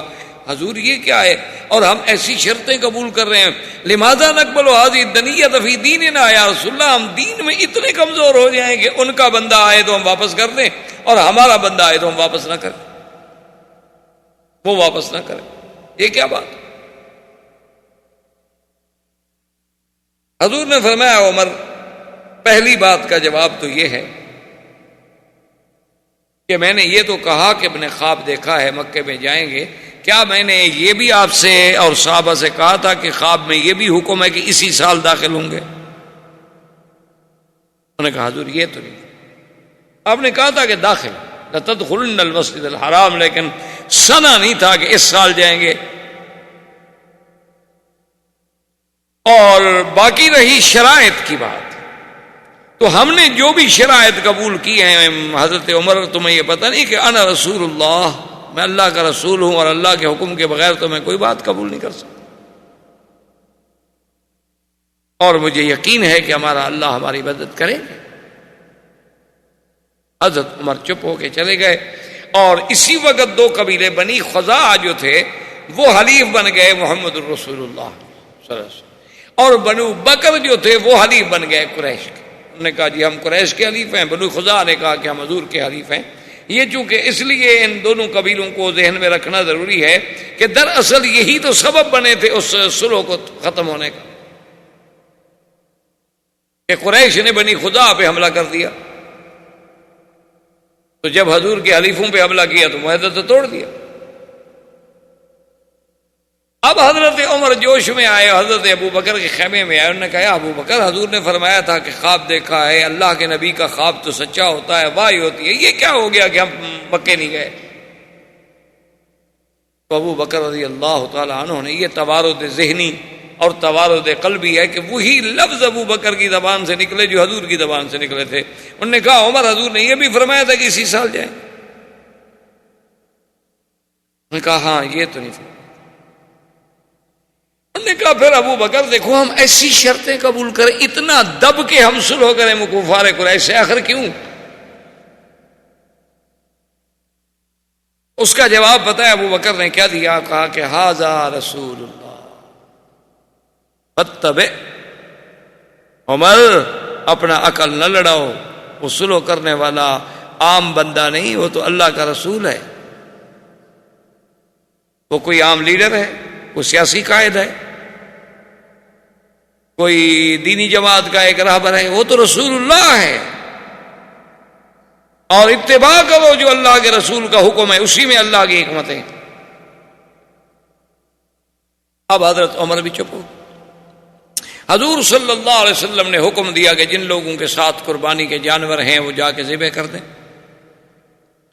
سروں پہ اسرا پھروائیں اور احرام سے نکلیں. چونکہ احرام سے نکلنے کا مطلب یہ نہیں ہوتا کہ آپ چادریں اتار دیں. چادریں اتارنے سے آدمی احرام سے نہیں نکل جاتا.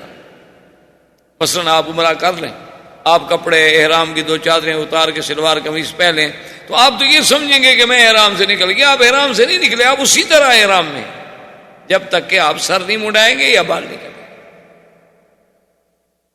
احرام سے نکلنا جو ہے وہ حلق یا قصر کے ساتھ ہوتا ہے. حضور نے جب حکم دیا تو صحابہ چپ کر کے بیٹھے رہے، کوئی صحابی نہیں اٹھا.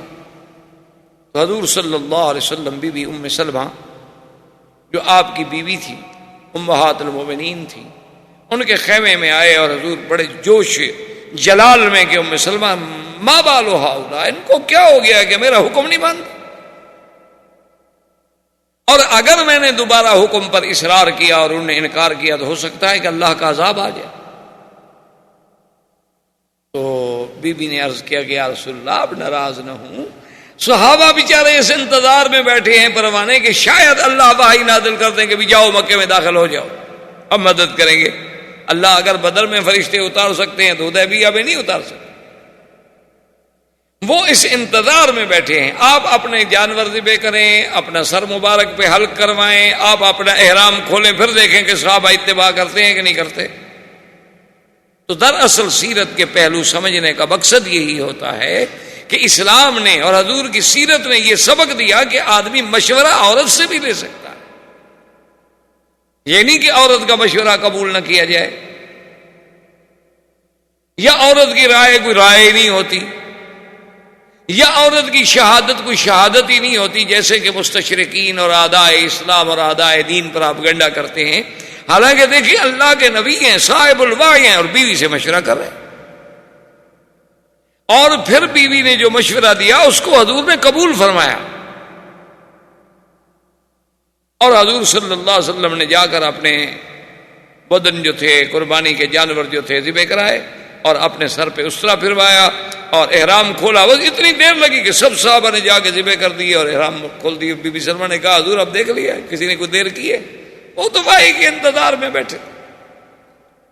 حضور صلی اللہ علیہ وسلم نے واپسی کا حکم دیا. جب حضور مدینہ منورہ کے لیے روانہ ہوئے، چونکہ اونٹنیوں کا سفر تھا، اونٹوں پہ سفر ہو رہا تھا، حضرت عمر کہتے ہیں رضی اللہ تعالیٰ عنہ، ایک روایت میں آتا ہے کہ میں حضور کے قریب آیا اور میں نے بات کرنے کی خواہش کی اور میں نے سلام کیا، لیکن حضور نے میرے سلام کا جواب نہیں دیا. یعنی اونٹنی پہ بیٹھے بیٹھے حضرت عمر بھی اپنی اونٹنی حضور کے قریب لے آئے. میں رک گیا. تھوڑی دیر کے بعد میں نے پھر قریب کی اونٹنی، میں نے سلام کیا، لیکن حضور پاک نے کوئی جواب نہیں دیا. میں نے تیسری دفعہ پھر اپنی اونٹنی حضور صلی اللہ علیہ وسلم کے قریب کی اور پھر سلام کیا اور حضور پاک نے کوئی جواب نہیں دیا. تو حضرت عمر کہتے ہیں کہ میں روتا ہوا پریشان ہو کر میں اپنے آپ کو کہہ رہا ہوں کہ ثقلت امک یا عمر، کاش عمر تیری ماں نے تیرا بوجھ نہ اٹھایا ہوتا، تو پیدا ہی نہ ہوتا تو اچھا تھا کہ آج اللہ کا نبی تم سے ناراض ہو گیا. حضور کہتے ہیں میں ڈر گیا کہ کہیں میری اس بات کی وجہ سے حضور ناراض نہ ہو گئے. تھوڑی دیر گزری، حضرت عمر کہتے ہیں کہ ایک صحابی نے مجھے آواز دی اور اس نے کہا کہ حضور آپ کو بلا رہے ہیں. میں نے پھر اپنی اونٹنی کو دوڑایا، پھر حضور کے قریب آیا تو حضور نے فرمایا کہ عمر انزل علی آیا، کہ آج اللہ نے قرآن کی ایسی آیت مجھ پہ نازل کی ہے کہ اگر آسمان و زمین کے تمام خزانوں کی کنجیاں اللہ مجھے دے دیتے اور مجھے مالک بنا دیتے، اس پہ مجھے اتنی خوشی نہ ہوتی جتنی اس آیت پر مجھے خوشی. حضرت نے کہا ایو آیت یا رسول اللہ، کون سی آیت؟ حضور نے فرمایا بسم اللہ الرحمن الرحیم انا فتحنا لک فتحا مبینا لیغفر لک اللہ ما تقدم من ذنبک وما تأخر. اللہ نے خبر دی کہ محمد مصطفیٰ صلی اللہ علیہ وسلم ہم نے آپ کو فتح مبین عطا فرمائی. حضرت عمر کہتے ہیں رسول اللہ یہ فتح کی خوشخبری جو ملی ہے ہمیں، کیا فتح مکہ تھا؟ مکہ بھی فتح ہوگا؟ حضور نے فرمایا ہاں عمر مکہ بھی فتح ہوگا. اب صحابہ کا کمال دیکھیں اور محدثین کا کمال دیکھیں کہ حضور اونٹنی پہ تھے تو جب حضور قرآن پڑھ رہے تھے نا تو آواز میں جو لہر پیدا ہوتی تھی کہ انا فتحنا لک فتحا مبین، اسی طرح آخر تک راوی نقل کرتے آئے کہ اس آواز کی انداز یہ تھا جب حضور نے پڑھا تھا، تاکہ وہ کیفیت بھی موجود رہے. اب علماء کرام فرماتے ہیں کہ اس فتح سے مراد بعض نے کہا فتح مکہ ہے، بعض نے کہا فتح خیبر ہے، بعض نے کہا فتح حنین ہے، کیونکہ اس بیعت کے فوراً بعد اللہ نے قرآن میں یہ تو فرما دیا تھا نا، ابھی جو ہم نے آیت پڑھی تھی کہ میرے مدنی صلی اللہ علیہ وسلم اللہ اور مومنین سے راضی ہو گئے ہیں جو اس درخت کے نیچے بیٹھ کے آپ کی بیعت کر رہے ہیں. لقد رضي الله عن المؤمنين إذ يبايعونك تحت الشجرة فعلم ما في قلوبهم فأنزل السكينة عليهم وأثابهم فتحا قريبا ومغانم كثيرة يأخذونها وكان الله عزيزا حكيما.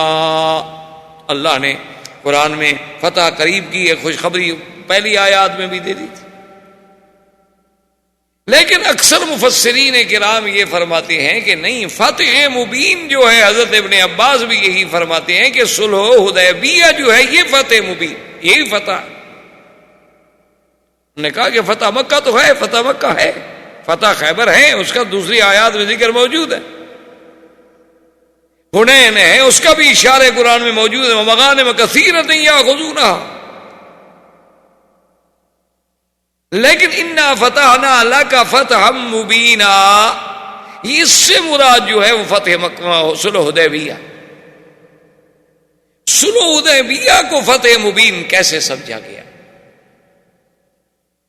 کہ بھئی صلح حدیبیہ تو بظاہر تو اگر آپ دیکھیں تو مسلمان تو یعنی بڑے کمزور پہلو ہے کہ مسلمان عمرے کے لیے نہ جا سکے، واپس آ گئے.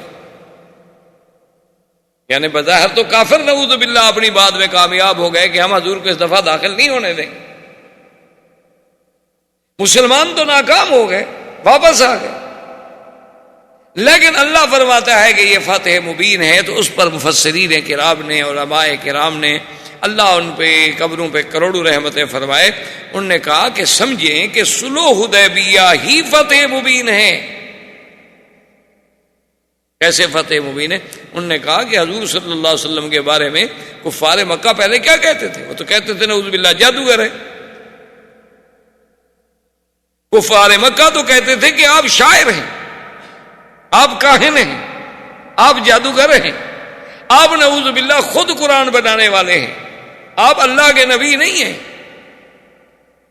تو جو لوگ کل تک شاعر کہتے تھے، ساحر کہتے تھے، اور جو لوگ پھپتیاں کستے تھے کہ بھئی دیکھو کیا مسلمان، کیا جناب ان کی طاقت ہے، اور کیا یہ سوچ رہے ہیں کہ ہمارے مقابلے کریں گے، جن کو مکے میں رہنے کا ٹھکانہ نہیں ملتا، کبھی حبش جاتے ہیں، کبھی مدینہ جاتے ہیں، تو آج ان دشمنوں نے آپ کو ایک فریق مان لیا، آپ کی قوت کو تسلیم کر لیا، سلو کرنی پڑی. ورنہ تو وہ کہتے ہیں ہم مکے میں بیٹھے ہیں، حضور مدینہ کتنا دور ہے، حدیبیہ تو مکے کے قریب ہے، تو اٹھ کے فوج کے ساتھ حملہ کر لیں، ہم تو یہی ان کو ختم کر دیں، گویا 1400 آدمی ہمارے ہاتھ میں آیا ہوا ہے. لیکن اس کے باوجود وہ برابر کی سطح پر بیٹھ کے ایک معاہدہ کر رہے ہیں، سلو کر رہے ہیں، اور جو ہمارا حلیف ہوگا آپ نہیں چھیڑیں گے، جو آپ کا حلیف ہوگا ہم نہیں چھیڑیں گے، تو اب برابر کی قوت تسلیم کر رہے ہیں. اور باقاعدہ معاہدہ جو ہے وہ کعبۃ اللہ میں رکھا گیا. اس سے بڑی فتح کیا ہوتی ہے کہ دشمن آپ کی قوت کو تسلیم کر لے، دشمن آپ سے بات کرنے کی طاقت کو مان لے. ورنہ جو دشمن آپ کی طاقت نہ سمجھے، آپ اس سے کہیں جی ہم آپ سے مذاکرات کرنا چاہتے ہیں، چھوڑو یار آپ سے کیا مذاکرات ہم نے کر رہے ہیں، تم کون ہو مذاکرات کرنے والے. تو مذاکرات تو اسی سے کیے جاتے ہیں نا جن کی قوت و طاقت کو تسلیم کیا جاتا ہے کہ چلو جی ٹھیک ہے پھر بیٹھ جائیں بات کرتے ہیں. ورنہ جو طاقت کے گھمنڈ میں ہوتا ہے وہ کہتا ہے جی ہم کیا بات کریں، کس چیز کی بات کریں. ایک دوسری بات یہ ہے کہ اگر آپ الحمدللہ میرے سب بھائی پڑھے لکھے لوگ ہیں، تاریخ پہ نظر ہے، یا نہ بھی ہو تو نظر ڈالی جا سکتی ہے، کوئی ایسا مشکل مسئلہ نہیں ہے، صرف ایک دلچسپی ہے نا کہ اللہ ہمیں دین کی طرف تھوڑا رجحان دیتے. ورنہ آدمی پڑھا لکھا آدمی، اگر آپ انگریزی کی کتابیں پڑھ سکتے ہیں، اگر آپ اپنے میڈیکل سائنس پڑھ سکتے ہیں، تو اللہ کا قرآن بھی پڑھ سکتے ہیں، کوئی منع تو نہیں ہے. ہے تو صرف دل کو سمجھانے کی بات نا کہ تھوڑا سا اس خدا کو بھی ہم حق دے دیں. 24 گھنٹے جو ہم نے پیٹ کے دیے ہوئے ہیں، جس خدا نے ہمیں پیدا کیا، چلو اس کو آدھا گھنٹہ تو دے دیں. اگر اپنی زندگی کے 24 گھنٹے ہم نے صرف اپنی معاش کے لیے کہ پیسے بن جائیں گے، سٹیٹس بن جائے گا، وہاں گھر بن جائے گا، گاڑی بن جائے گی، محلے کے لوگ کہیں گے دیکھو جی بڑی ترقی کی ہے اس نے، اگر اس کے لیے ہم کریں چلو ٹھیک ہے وہ بھی کریں، کوئی منع نہیں ہے شریعت میں، حلال طریقے سے آدمی کمائے تو کیوں نہ کمائے، لاکھ دفعہ کمائے، لیکن اس خالق و مالک کو جس نے ہمیں پیدا کیا ہے، جس نے ہمیں یہ صلاحیتیں بخشی ہیں، جس نے ہمیں عقل دیا ہے، جس نے ہمیں علم دیا ہے، اس کے لیے کم از کم اپنے 24 گھنٹے میں سے آدھا گھنٹہ تو ایک مختص کر لیں کہ یہ آدھا گھنٹہ محض اللہ اور اللہ کے رسول کی باتیں سمجھنے اور پڑھنے کے لیے ہے. تو آپ اگر خود غور کریں گے تو آپ دیکھیں کہ سرکار دو جہاں صلی اللہ علیہ وسلم کو نبوت ملنے کے بعد آپ 13 سال تک مکہ مکرمہ میں رہے. 13 سال کوئی معمولی سی بات نہیں ہوتی، ایک عظیم مدت ہے. 13 سال کے بعد جب آپ کی عمر مبارک 53 سال ہو گئی تو آپ نے مدینہ منورہ ہجرت فرمائی. یعنی مجموعی طور پر اگر آپ دیکھیں تو جب آپ ہجرت کر کے آئے ہیں، مدینہ منورہ میں پہنچے ہیں، تو تقریباً 13 اور 14 15 سال کی محنت کے باوجود مسلمان کتنے ہوئے؟ 150. یہ تو پھر انصار میں سے مسلمان ہوئے نا مدینے میں. اچھا اس کے بعد جناب آپ مزید بھی آپ کی عمر مبارک کے 6 سال ملا لیں، کیونکہ یہ واقعہ حدیبیہ کا جو ہے یہ 6 ہجری میں آ رہا ہے، تو 6 سال اگر آپ اس کو بھی شامل فرما لیں، اور تاریخ ہجری جو ہے وہ ہجرت کو مقدم رکھا گیا وہیں سے شروع ہوتی ہے، تو 6 اور 13 19 سال. تو 19 سال میں کل کتنے مسلمان تھے؟ 1400 آدمی جو حضور کے ساتھ عمرے پہ آیا، 500-600 نہیں آیا ہوگا، یعنی بچے عورتیں کچھ گھر رہ گئے نہیں آئے، یعنی 2000 آدمی 3000 آدمی، بڑے سے بڑا آپ لگا لیں 3000 آدمی ہو گیا ہوگا مسلمان. تو 19 سال کی محنت میں تو صرف 3000 مسلمان ہوا. حدیبیہ کی صلح ہوئی سن 6 ہجری کے آخر میں. 7 میں حضور نے عمرۃ القضاء فرمایا، اور 8 ہجری میں مکہ فتح ہو گیا، تو حضور کے ساتھ 10,000 کا تو صرف لشکر تھا جو مکے میں آیا، یعنی 19 سال میں ہم نے 3,000 مسلمان ہوئے۔ حدیبیہ کی فتح صلح کے بعد 10,000 تو لشکر تیار ہو گیا، اس سے بڑی فتح ہوگی؟ اس طرح اسلام پھر آگے بڑھا، کیونکہ دونوں فریقوں کے درمیان معاہدہ صلح ہو گیا، امن قائم ہو گیا۔ اب وفد باہر جانے کا مواقع ملے، اور حضور صلی اللہ علیہ وسلم جن لوگوں نے احزاب میں آپ کے خلاف حملے کیے تھے ان کو پہلے ادب سکھا چکے تھے، وہ الگ روب پڑ گیا تھا لوگوں پر، تو اللہ نے اسلام کو ایسی طاقت دی کہ صرف 2 سال کے بعد اس فتح کو فتح مبین کیسے نہ کہا جائے۔ یہ تو سب سے بڑی فتح تھی۔ اور دوسری بات یہ دیکھیں کہ اللہ کے نبی نے جو خواب دیکھا تھا اس میں یہ بات شامل تھی، لقد صدق الله رسوله الرؤيا بالحق لتدخلن المسجد الحرام إن شاء الله آمنين محلقين رؤوسكم ومقصرين لا تخافون فعلم ما لم تعلموا فجعل من دون ذلك فتحا قريبا۔ اللہ نے فرمایا امن کے ساتھ، کوئی خوف نہیں ہوگا۔ لیکن اب اگر عمرہ نصیب ہوتا تو خوف ہوتا، ڈر تھا، لڑائی ہو سکتی تھی۔ لیکن جب عمرۃ القضاء پہ حضور صلی اللہ علیہ وسلم تشریف لے آئے، اب تو معاہدے کے تابع آ رہے ہیں نا، سب کافروں نے مکہ کھول دیا، کوئی رکاوٹ نہیں، کوئی خوف نہیں، کوئی ڈر نہیں۔ اب حضور صلی اللہ علیہ وسلم جب مدینہ منورہ میں پہنچ گئے تو ایک صحابی تھے حضور کے ابو بصیر جو تھے، ان کو بھی موقع ملا، اور وہ مکے سے کافروں کی قید سے اتفاق ہوا کہ موقع پا کے نکل کے بھاگے اور مدینہ۔ اچھا، خدا کی شان دیکھیں کہ ابو بصیر جو ہے وہ مدینہ منورہ پہنچے، اور مکے والوں کے بھی 2 بندے پہنچ گئے۔ السلام علیکم۔ السلام۔ انہوں نے کہا حضور ہمارا آدمی بھاگ کے آ گیا ہے قیدی، اور آپ کا وعدہ ہے کہ آپ نے قیدی واپس کرنا ہے۔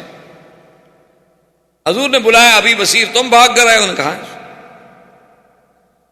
تمہیں پتہ نہیں ہے کہ ہماری صلح ہو چکی ہے، معاہدہ ہو چکا ہے؟ کہا جی ٹھیک ہے، جو کیا حکم ہے واپس جاؤ، حاضر۔ اب بظاہر یہ کتنی کمزوری کی شرط ہے، لیکن اس کے اندر جو اللہ کی حکمتیں چھپی ہوئی ہیں وہ تو کوئی بھی نہیں سمجھتا، وہ تو اللہ جانتے ہیں یا اللہ کے رسول جانتے ہیں۔ کیونکہ ایک بات یاد رکھیں، مثلا ایک مسلمان مدینے آ گیا، مدینے سے پھر ہم نے اس کو واپس مکے بھیج دیا، تو گویا مکے میں ہمارا ایک دعوت دینے والا، مبلغ، دین کی بات کرنے والا تو پہنچ گیا نا۔ اور اگر خدا نہ خواستہ کوئی مسلمان مرتد ہو گیا، ہم نے اس کو مدینے سے نکال دیا، وہ ہم واپس نہیں لے رہے، کیونکہ اگر مرتد کو واپس لیں گے تو اور ارتداد پھیلائے گا، اور برائی پھیلائے گا، اور انگارے لگائے گا۔ اچھا ہے کہ ایسی انگلی کو کاٹ دو جس کو کینسر ہو گیا ہو، اس کو کاٹ کے پھینک دو۔ تو ابی بصیر کو حضور نے فرمایا کہ بھئی تم واپس جاؤ۔ اس نے کہا کہ حاضر، آپ کا حکم ہے تو میں حاضر۔ ابو بصیر کو وہ دونوں کافر جو تھے ساتھ لے کے چل پڑے، اور سفر تو وہی اونٹوں کے ہوتے تھے۔ جب وہ پہنچے آج جسے آپ بیر علی کہتے ہیں، اس کا پہلا نام تھا ذوالحلیفہ۔ ذوالحلیفہ پہ پہنچے تو انہوں نے کہا بھی آج رات یہیں قیام کریں گے، یہاں سے پھر صبح کو سویرے سویرے ٹھنڈے ٹائم میں سفر کریں گے۔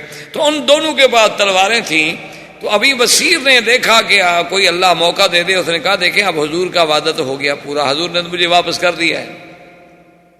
تو اس نے ایک کافر سے کہا کہ اس نے کہا کہ یار دیکھو چلو میں قیدی تو ہوں، تمہارے ساتھ واپس بھی جا رہا ہوں، یہ تلوار تم نے کہاں سے لی ہے؟